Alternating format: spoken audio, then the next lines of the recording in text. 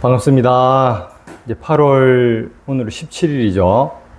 8월 15일 날 우리가 광복절이 있었고, 8월도 이제 중순이 지나갑니다. 그래도 여전히 무더위가 지속되고 있습니다. 매일매일 또 무더위로 인해서 또 건강을 유의하라는 또 경고 문자가 여러 번 계속 날라오고 있습니다. 오늘도 이 무더위는 여전히 지속되고 있고 여름을 만끽할 수 있도록 하나님께서 은혜를 베푸심을 우리는 또 확인할 수 있습니다. 물론 이 더위가 어떤 사람에게는 불만이고 불평이고 또 힘든 과정이 될 수도 있겠지만, 그래도 이런 시기가 있기 때문에 또 하나님께서 그때에 맞게 또 과실도 맺게 하시고 또 이 세상이 또 건강하게 또 이렇게 존속될 수 있도록 은혜를 베푸시는 것을 우리가 기억해야 될 필요가 있습니다. 그런 하나님의 크신 경륜, 선한 섭리를 우리가 생각할 때 단순히 내 입장에서가 아니라 하나님의 관점에서 바라볼 때 우리는 감사하지 못할 일이 없다고 우리는 생각되어집니다. 그것이 바로 믿음이고 또 성도들 간에 또 하나님께 영광 돌리는 방법이지 않나, 이런 생각이 듭니다. 우리가 지난 시간에 이어서 오늘 창세기 9장 4절에서 6절 말씀을 이어갈 텐데, 제목은 구원받은 삶 2입니다. 구원받은 삶 2. 지난 시간 우리 구원받은 삶이란 무엇인가 한번 잠시 환기를 해보면, 첫 번째는 구원받은 삶은 하나님께 복을 받은 삶이다 였습니다.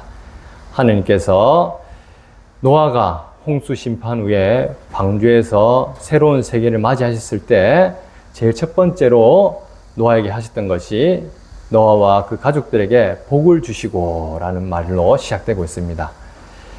복이라는 것은 바라크, 그 원 의미는 엎드리다 라는 뜻이라고 했죠. 무릎을 꿇다. 하나님께서 복을 주시는 자들은 어떤 자들이냐? 그때도 이야기했지만 하나님께 엎드리는 자들입니다. 하나님께 무릎을 꿇는 자. 하이델베르그 요리문답 표현을 하면 나의 죄와 비참이 얼마나 심각한지 하나님 말씀을 통해서 성령의 조명하신 가운데 우리의 실체를 깨닫고 또 나 같은 죄인을 구원하신 이 하나님께 무릎 꿇고 엎드리는 그런 자들이 바로 그리스도인입니다. 하나님은 그런 그리스도인들을 향해서 복을 주신다고 하셨습니다. 또 이 복이라는 개념은 우리가 이 세상에서 살아가는 그러한 복의 개념이 아니라 하나님, 즉 하나님의 속성으로부터 주어지는, 즉 하나님 나라에 속한 개념이라고 했습니다. 그래서 우리가 이 땅 가운데 잘 먹고 잘 살고 뭔가 있어 보이고 먹음직스러워 보이고 우리가 뭔가 자랑할 만한 것이 아니라 여호와 하나님을 자랑할 수밖에 없는, 우리의 삶을 통하여서 예수 그리스도를 자랑할 수밖에 없는 하늘의 것들로 충만하게 채워지는 그런 신령한 복에 대해서 우리가 이야기를 했습니다. 그리고 이러한 복을, 하나님께서 복을 주신 자들을 향해서는 생명을 살리는 고귀한 사명을 하나님께서 주신다고 했습니다. 이런 사명의 삶을 살아가는 것이 하나님께서 허락하시는 구원의 삶이고 하나님의 복을 받은 증거라고 이야기를 했습니다. 또한 하나님께서는 노아가 새로운 세상을 맞이했을 때 거기에 맞는 새로운 질서를 부여를 하셨습니다. 창세기 1장에서 천지 만물을 창조하신 여호와 하나님께서 그에 맞는 질서를 부여하신 것처럼 인간의 죄로 말미암아서 하나님께서 홍수 심판을 하셨고 그 이후에 새롭게 맞이한 새로운 세상에서도 그에 맞는 새로운 질서를 부여한 것이 바로 구원받은 삶의 모습이었습니다. 즉 하나님께서 부여하신 새로운 질서에 합당한 삶을 살아가는 것이 바로 구원의 삶이다 라는 것을 우리는 확인할 수 있었습니다. 그래서 우리가 어떤 것을 계획하고 바라보고 우리가 어떤 주도적으로 나아가는 것이 아니라 구원받은 삶이라는 것은 하나님께서 새롭게 부여하신 그 질서 가운데 하나님의 인도하심과 하나님의 다스림을 받는 삶이라고 우리가 지난 시간 이야기를 나눴습니다. 그리고 아울러서 구원받는 삶이라는 것은 하나님께서 친히 책임지시면서 우리의 삶의 모든 필요를 공급하시는 삶을 살아가는 것이 바로 구원의 삶이라고 했습니다. 하나님께서는 노아에게 모든 산 동물은 너희의 먹을 것이 될지라 채소같이 내가 이것을 다 너희에게 주노라 하시면서 당장에 생존을 위해 어떻게 살아갈지 모르는 노아를 향해서 친히 하나님께서 너의 일용할 양식을 내가 반드시 채운다. 마태복음 6장 33절에서 말씀하신 것처럼 너희는 먼저 그의 나라와 의를 구하라. 그러면 너희에게 필요한 이 모든 것을 더하시리라는 하나님 말씀이 우리 가운데 동일하게 또 역사하는 하나님께서 친히 우리의 필요를 공급하시는 삶을 살아가는 것이 바로 구원받은 삶이라는 것을 우리는 지난 시간에 또 살펴볼 수 있었습니다.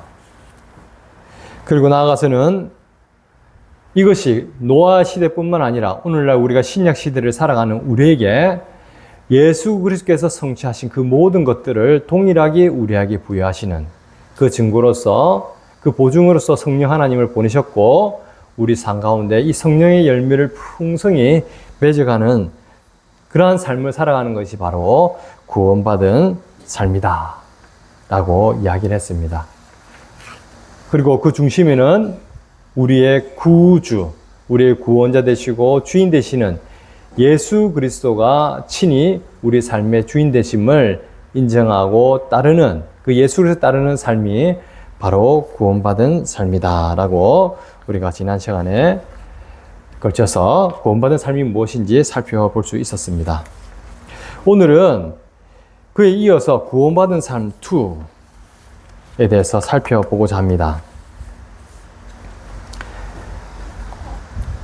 우선은 이 구원받은 삶, 오늘 말씀에서 핵심은 미리 결론을 앞선드리자면 바로 여호와를 경외하는 삶이 구원받은 삶이다. 그리고 여호와를 경외하는 삶의 모습은 어떻게 드러나냐? 바로 생명을 존중하고 소중히 여기는 그러한 모습이 바로 구원받은 삶이라는 것을 오늘 말씀을 통해서 우리 가운데 하나님께서 드러내시고자 하고 있습니다. 이러한 결론을 우리가 생각하는 가운데 오늘 말씀을 한번 살펴보도록 하겠습니다. 오늘날 여러분 잘 아시겠지만 하루에도 많은 사람들이 사망을 하고 있습니다. 얼마 전에 대통령이 국무회의 시간에 그걸 다 공개하면서 주제로 삼았던 것이 무엇이었냐면은 몇 가지 있었지만 한 가지가 뭐였냐면 산업재해에 관한 것이었습니다. 우리 한국에서는 너무나 생명을 경시하고 있다. 그래서 하루에도 여러 가지 이유로 죽어가는 사람들이 많다. 그렇게 하면서 그 중에 하나가 산업재해로 우리나라에는 그 국격에 걸맞지 않게 후진국같이 죽어가는 사람들이 많다는 것이었습니다. 그 이유의 근저에는 뭐였냐면 이윤을 추구하기 위해서 생명을 지키는 그러한 보호를 하지 않는다는 거예요.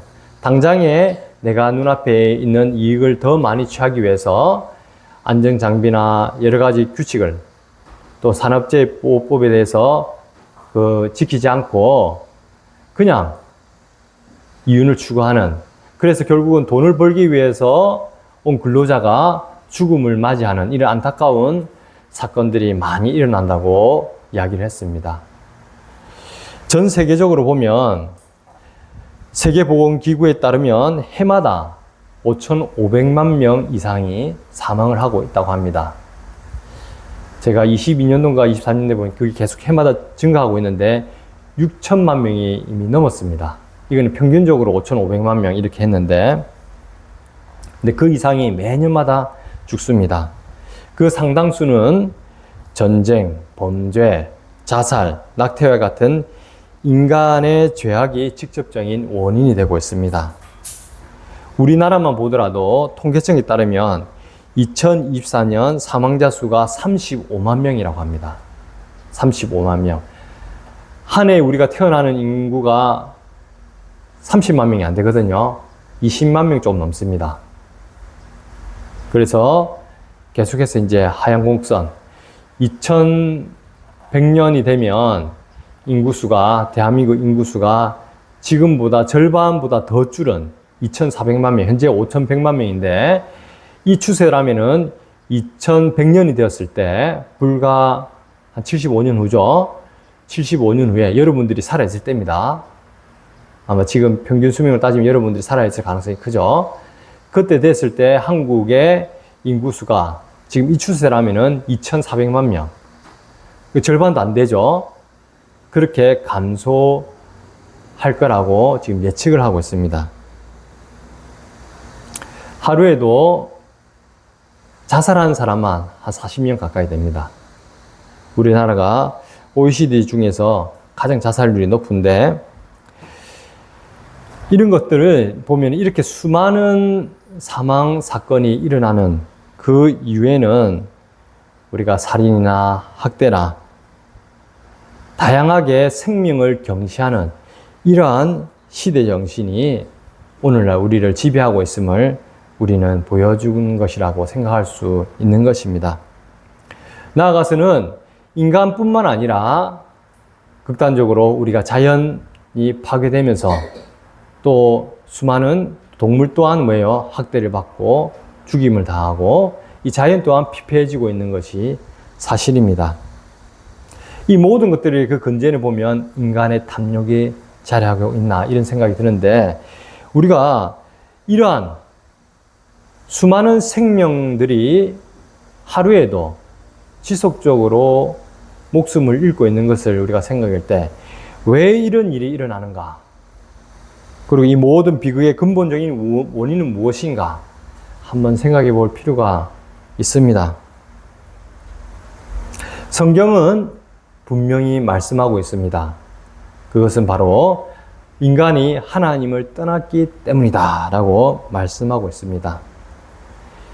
하나님을 경외하지 않는 자리에는 생명 경시와 파괴가 뒤따른다고 명확하게 보여주고 있습니다.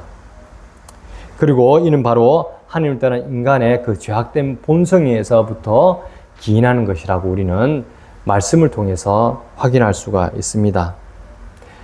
우리가 죄의 삭은 사망이다 라는 성경의 말씀을 기억하실 겁니다. 이 죄의 삭이 사망이라는 것은 결국은 인간은 하나님을 떠났을 때 이 죄로 말미암아 그 결과는 하나님께서 우리에게 주시는 이 거룩하고 고귀한 생명을 파괴하는 행위로 드러난다는 것을 우리가 확인할 수 있는 것입니다. 참으로 잔혹하고 비참한 우리 인생살이라는 것을 우리는 생각할 수 있습니다. 이런 생명 경시 풍조는 앞서서 우리가 봤지만 창세기 6장에서 극명하게 잘 드러났습니다. 사람이 어려서부터 생각하는 바가 악할 뿐임을 아시고 하나님께서 인간 지으심을 한탄하사 홍수 심판을 하셨던 거죠. 인간의 그 폭력과 잔혹함, 그런 악함에 따라서 이 땅이 저주를 받고 그리고 많은 생명들이 비참하게 목숨을 잃는 이러한 세상을 향해서 하나님께서 심판하신 것입니다. 그러나 이러한 심판 가운데서도 하나님은 구원의 길을 열어주셨죠.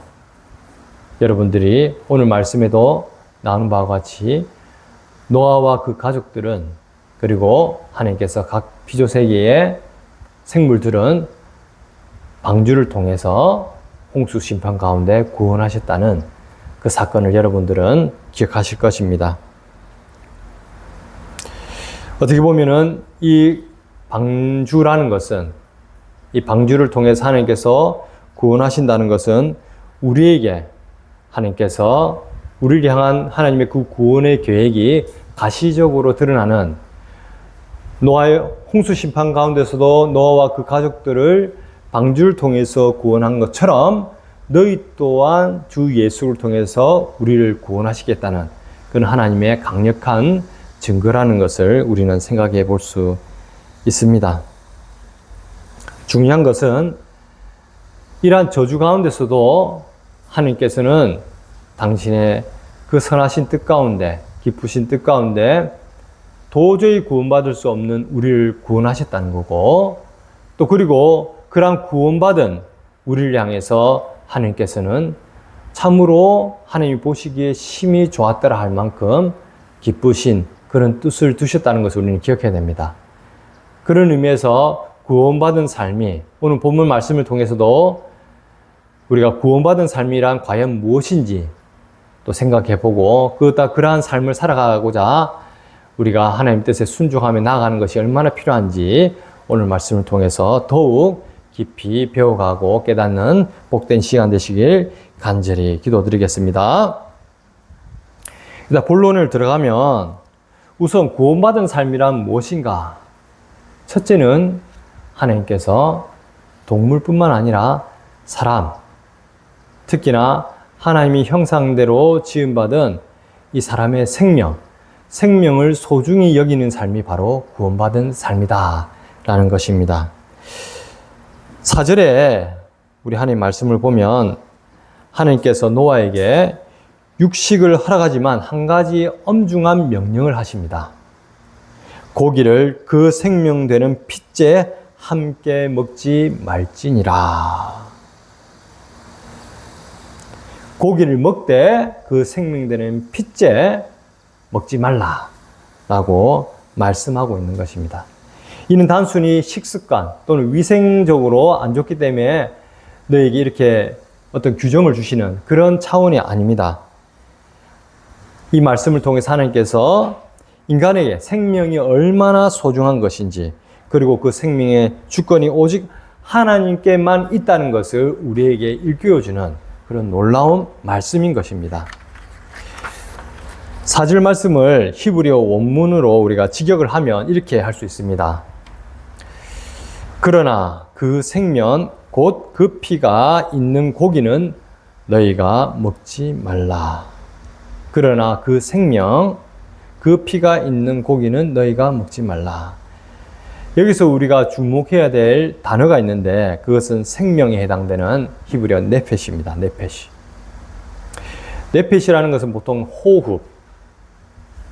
호흡이라는 의미로 또 쓰이긴 하는데, 근데 그 근본적인 의미를 들어가 보면은 단순히 호흡이 아니라 생명 전체, 그 생명 그 존재 자체를 의미한다고 우리가 그 말씀을 통해서 확인할 수 있습니다. 그리고 이 생명에 해당되는 것이 또 다른 표현은 뭐냐면은 피라는 하는 히브리어 담에서 우리가 확인할 수 있습니다. 히브리어로 이제 이것을 이제 피라고 하는데, 히브리 사상에서 보면은 이 피라는 것은 바로 뭐냐면 생명이 있다라고, 생명이 있는 자리에 피가 있다라고 이렇게 생각하는 것이 바로 히브리 사상입니다. 그리고 히브리 사람들은 피라고 하면은 피 이꼴 바로 생명이구나 이렇게 떠오른다는 거죠.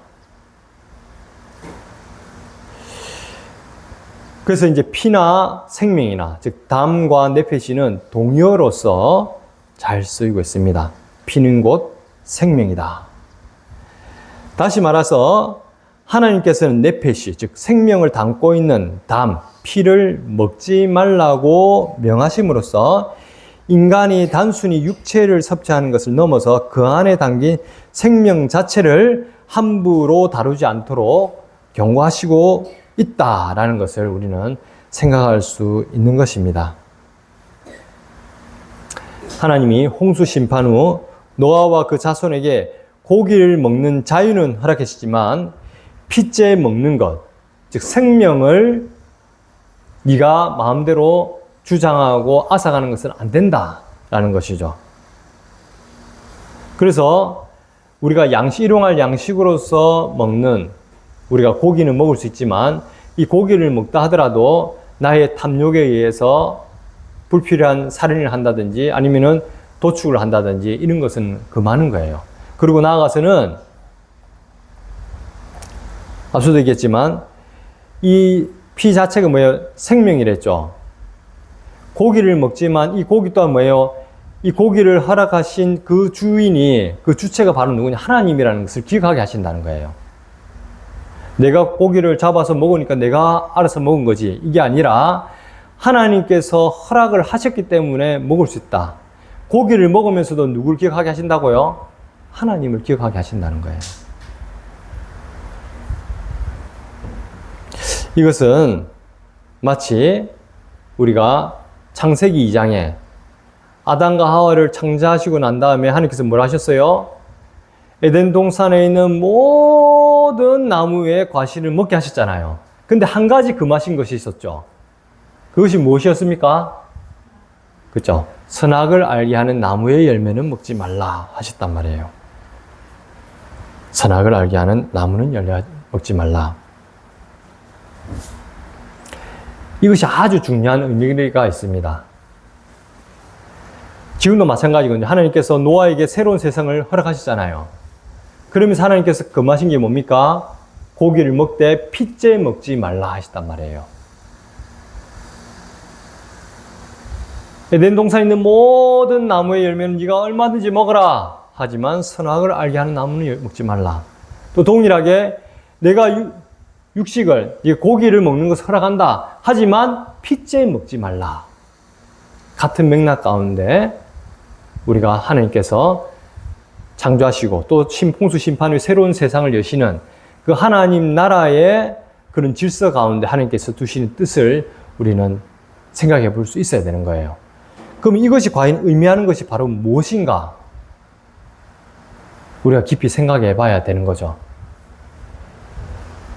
앞서도 얘기했지만 에덴 동산에서 아담과 하와가 과실을 따먹으면서 전혀 배고프지도 않고 얼마나 진짜 낙원에서 살았잖아요.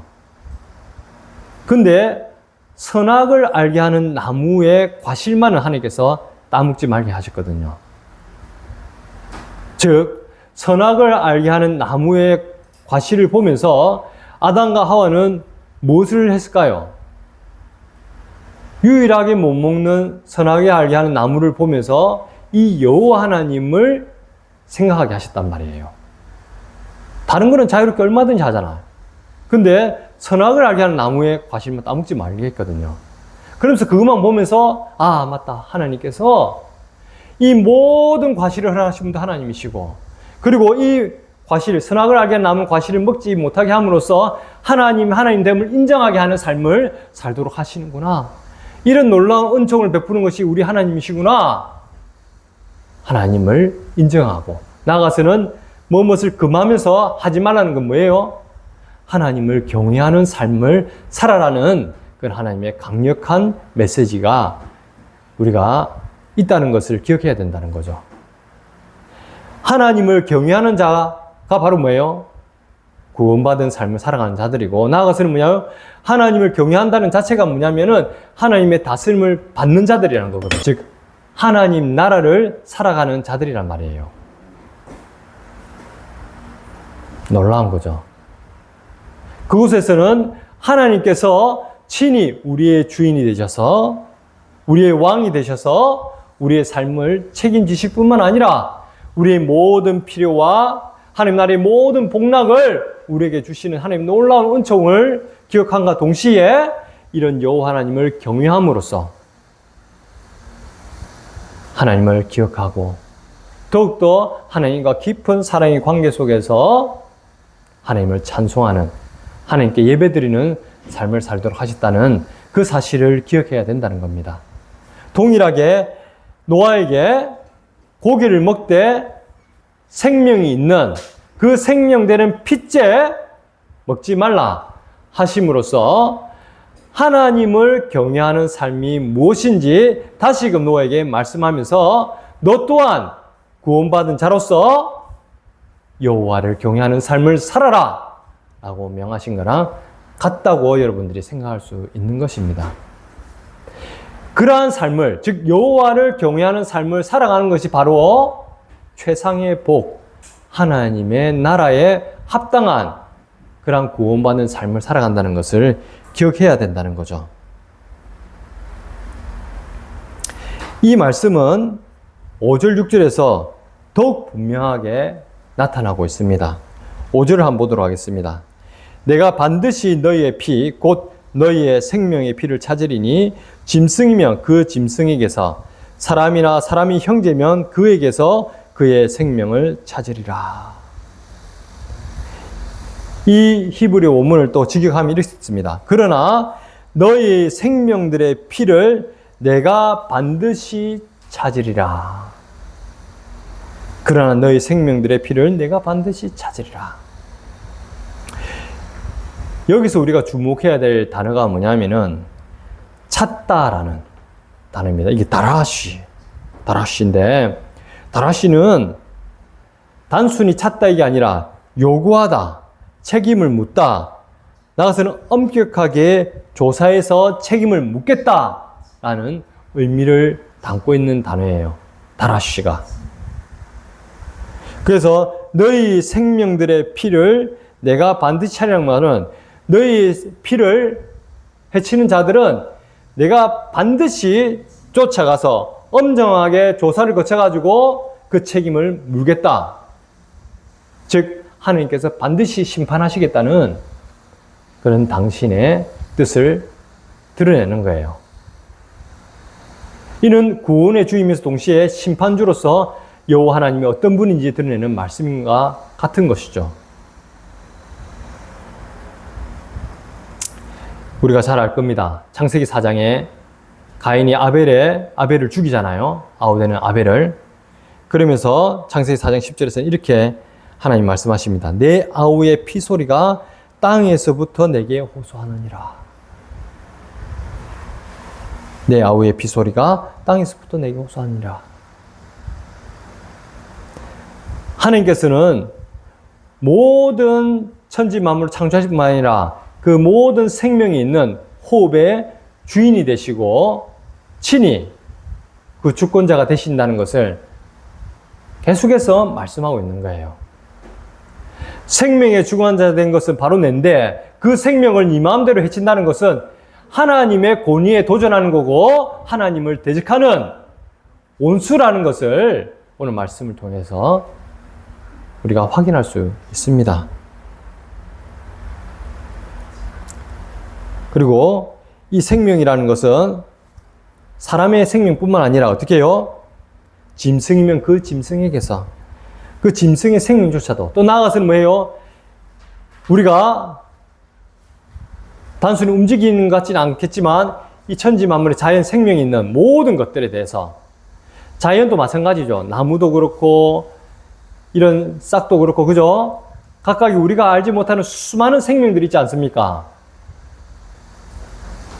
그래서 이 자연에 대해서도 하나님께서 훼손한 것에 대해서 어떻게 합니까? 오늘 우리가 잘 알겠지만 자연을 훼손한 결과 우리가 동일하게 이상기후를 맞이하면서 아픔을 겪고 있지 않습니까? 이러한 것들이 하나님의 말씀이 그대로 이루어지고 있는 그런 상태라는 것을 우리는 믿는 자들은, 구원받은 사람들은 기억해야 된다는 거죠.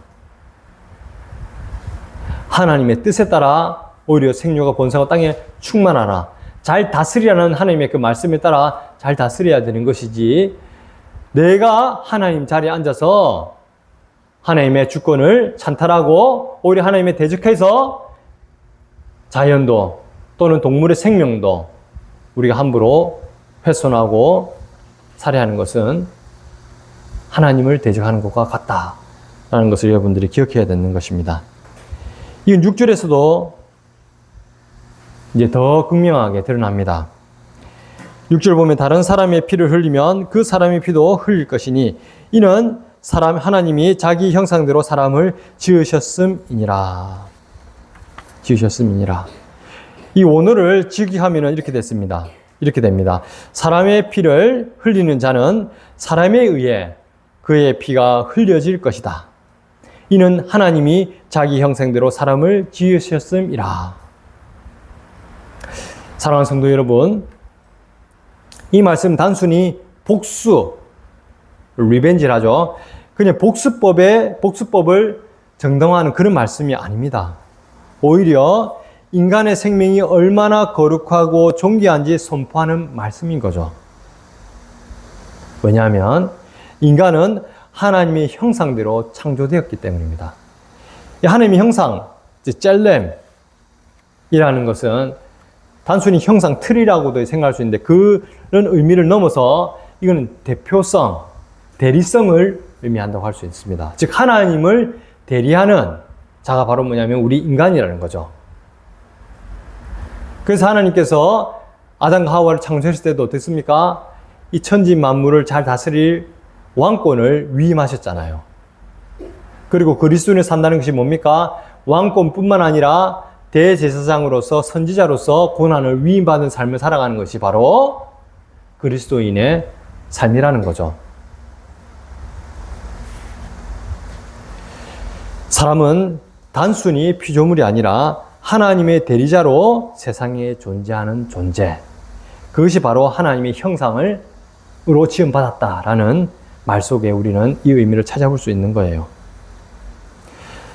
하나님의 형상을 따라 지음받은 인간의 생명을 해치는 행위는 그럼 동일하게 뭐냐면 그 하나님의 주권을 침탈하는, 침해하는 행위이고 또한 뭐예요? 하나님을 모독하는 죄악이라는 것입니다. 그래서 아주 심각한 죄를 범하는 거예요. 근데 그러면 사람을 살해한다. 이거는 뭐예요? 타인을 향한 뿐만 아니라 나 자신의 것도 마찬가지죠. 그래서 자살을 하는 것도 어떻습니까? 근본적으로 하나님을 모독하는 행위고 하나님의 주권을 침해하는 행위이기 때문에 죄악된 행위라고 우리가 생각할 수 있는 거예요. 어떠한 죽음의 형태든지 하나님의 형상대로 지음받은 사람의 생명을 앗아가는 것은 하나님을 대적하는 것이다. 하나님께서 결코 용서하지 않는다라는 것을 기억해야 됩니다. 물론 이것은 하나님께서 우리에게 엄히 경고하는 말씀이죠. 물론 그러한 살인자도 궁극적으로 뭐예요? 하나님 앞에서 진심으로 하나님의 그 은혜 가운데 나의 죄와 비참을 십자가에 온전히 못 받고 참회하고 회개하는 가운데 하나님께서 돌이킬 때에 구원할 수도 있겠지만 근본적으로 구원받은 하나님의 백성들에게 향하는 이 메시지는 이 살해라는 것, 즉 사람의 생명을 앗아가는 또 동물의 생명을 앗아가는 이 자연을 훼손하는 그 죄악이 얼마나 심각한지 우리에게 일깨워주는 거라고 여러분들이 생각해야 된다는 겁니다. 지금도 곳곳에서는, 세계 곳곳에서는 전쟁이 일어나고 있죠. 소의 생명을 앗아가고 있습니다. 거기서는 상대방을 죽이지 않으면 자기가 죽임 당하잖아요. 이렇게 참담하고 잔혹한 것이 바로 우리 죄로 말미암는 하나님을 떠난 인간의 죄의 참상이라는 거죠. 이러한 행위를 우리는 누구보다도 가슴 아파하고 애통해하고 이를 위해서 이러한 세상을 향해서 하나님의 긍휼을 베풀어 달라고 기도를 해야 되는 것입니다. 거꾸로 이야기하면은 구원받은 삶이라는 것은 이처럼 생명을 소중히 귀히 여기는 그러한 삶을 살아가는 것이 바로 구원받은 삶의 모습이라는 거예요. 그렇다면 우리는 과연 어떻는가? 살인이나 성경에서 살인이라고 할 때는 엄밀한 의미에서는 그냥 행위에서 그치는 것이 아니라 그 마음에서부터 내 마음속에 미움, 분노 이러한 있는 것조차도 뭐예요? 하나님 앞에서는 바로 죄를 범하는 거거든요. 그것이 바로 생명을 해치는 그 씨앗이 되는 거예요. 그렇기 때문에 그거마저도 성경에서는 죄라고 명확하게 이야기를 하고 있는 거고, 그렇기 때문에 이 세상에는 의인이 없다는 거예요. 단 한 명도. 주 예수 그리스도의 그 십자가 부활의 공로가 없이는 그 누구도 구원받을 수 없는 것이 바로 우리 인간의 죄악된 모습이라는 거예요. 여러분들은 어떻습니까? 나의 삶 속에서 생명을 경시하는 모습은 없습니까? 서로를 향해서 과연 나는 어떠한 마음을 품고 있는가? 한번 돌아봐야 되는 거죠.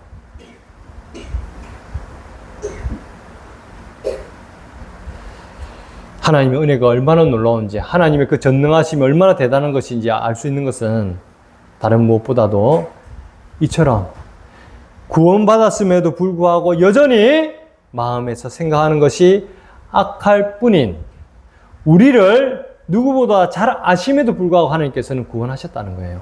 그리고 도저히 이 죄악된 모습을 개선할 수 없는 우리를 하나님께서는 그 구원에 합당한 삶으로 하나님의 강권적인 그런 은혜 가운데 빚어 가신다는 거예요. 믿음의 삶으로 구원받은 삶에 합당하게 우리를 빚어 가신다는 것이 우리에게 주시는 놀라운 은혜고 위로라는 거예요. 그 누구도 여기에 하나님 앞에서 당당히 저는 내 삶 속에 생명을 경시하는 모습에 일치 없습니다 라고 말할 수 있는 자는 아무도 없을 거예요. 하지만 믿는 자와 믿지 않는 자의 큰 차이점이 뭐예요? 믿는 자들은, 구원받은 사람들은 여기에 대해서 아파한다는 거예요. 나도 여전히 진짜 예수 그리스도의 하나님의 은혜가 없이는 동일하게 마음속으로 죄짓고 다른 사람을 미워하고 분노하고 살인할 수밖에 없는 그런 죄인이구나. 이것이 바로 구원받은 삶의 시작점이라는 거예요. 나가서는 우리가 또 이 말씀을 보면서 나는 과연 피조 세계와 동물을 어떻게 대하고 있는가 한번 생각을 해봐야 됩니다. 우리가 무분별한 파괴와 학대는 하나님의 명령에 대한 거역이라고 했죠. 나는 과연 그렇지 않은가? 나는 이 피조 세계에 대해서 어떻게 바라보고 나는 어떻게 그것을 향해서 대하고 있는가 한번 생각해 봐야 되는 거죠. 과연 하나님께서 기뻐하는 그러한 청지기로서 하나님께서 부여하신 그런 왕권을 하나님의 그 뜻에 합당하게 내가 잘 사용하고 있는지 생각해 봐야 되는 거예요. 그리고 나아가서는 우리 사회의 문화 속에서 어떻게 생명을 존중하는 증인으로 설 수 있는가. 다른 사람들은 어떻게 살지 모르겠지만 우리가 구원받은 우리는, 그리스도인인 우리는 과연 하나님 앞에서 하나님께서 이렇게 생명을 소중히 여기는 그런 하나님 마음을 받아서 그런 그리스도인의 증인된 삶을 제대로 살아가고 있는가? 우리 삶을 돌아봐야 된다는 거죠.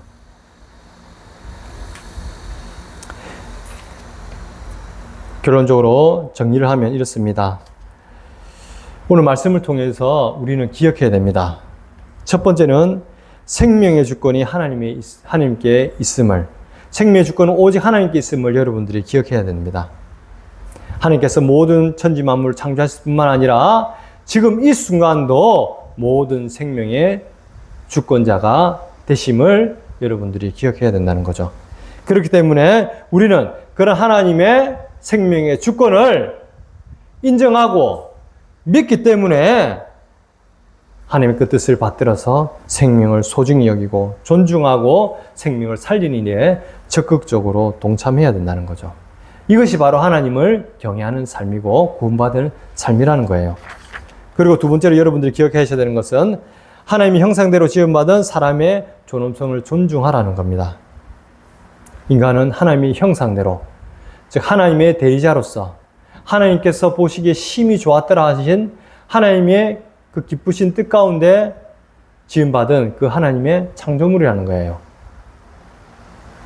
그러한 사람의 존엄성을 서로 존중하면서 오히려 부족하고 연약하고 나를 힘들게 할지라도 그들을 향해서 긍휼한 마음을 품고 그들을 위해 기도하고 오히려 힘이 없고 약한 자들을 위해서 헌신하고 섬길 수 있는 그러한 자세를 가지고 살아가야 된다는 거죠.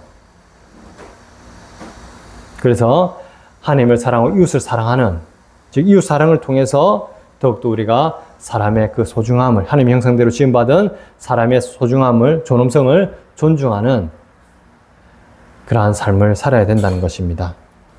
그리고 세 번째로는 여러분들이 기억해야 될 게 구원받은 삶은 생명을 살리는 삶이다 라는 것입니다.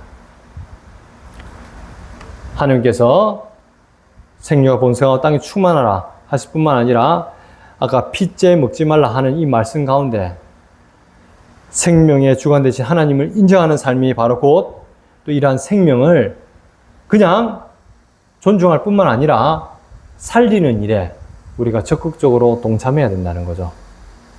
굶주린 자가 있으면은 같이 먹을 것을 나누고 추위에 떠는 자가 있으면은 함께 또 추위를 극복할 수 있는 그런 따뜻함을 제공할 수 있도록 해야 되는 거고, 서로가 어렵고 힘든 가운데 있으면은 그들을 향해서 도움의 손길을 나눌 수 있는, 그래야여서 하나님께서 허락하신 그 생명을 우리가 살릴 수 있는 일에 동참하는 것이 바로 구원받은 삶이다라는 것을 기억해야 되는 것입니다.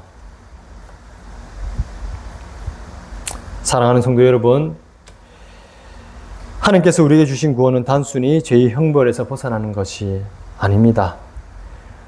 구원은 죄로 말미암아 왜곡되었던, 극명하게 서로를 해할 뿐만 아니라 자연도 하나님께서 만들어진 이 피조 세계도 파괴하는 그런 세상 가운데 오히려 생명을 소중히 여기고 생명을 살리고 나아가서는 하나님께 영광 돌릴 수 있도록 하나님께서 허락하시는 그 아름다운 새로운 질서를 회복하는 그러한 삶을 살아가는 것이 바로 구원받은 삶이다. 궁극적으로 하나님 나라를 회복하는 것이다 라는 것을 기억하시기 바랍니다. 그러한 삶은 바로 여호와를 경외한 삶이고 하나님의 그 뜻에 온전히 다스림받는 삶이 바로 구원받은 삶이요 하나님 나라를 회복하는 삶이라는 것을 기억하시기 바랍니다. 기도하겠습니다.